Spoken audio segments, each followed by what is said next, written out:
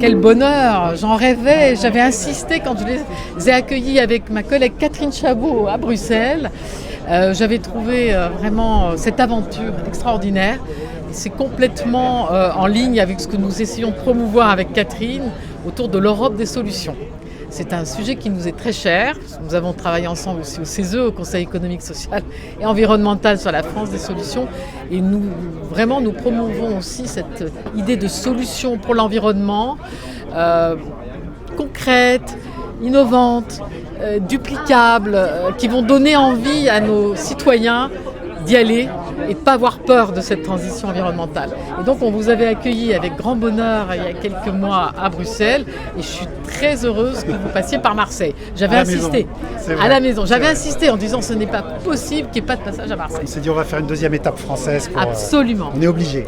Obligatoire. Pour s'arrêter, voir Sylvie Brunet à Marseille. Absolument. Alors ce projet, c'est un projet qui a sourcé une centaine de solutions qui peuvent accélérer la transition écologique dans toute l'Europe au travers d'un appel à solutions qu'on a lancé l'année dernière et sur lequel c'est la première fois qu'on mettait en premier le critère d'efficience pour la transition écologique.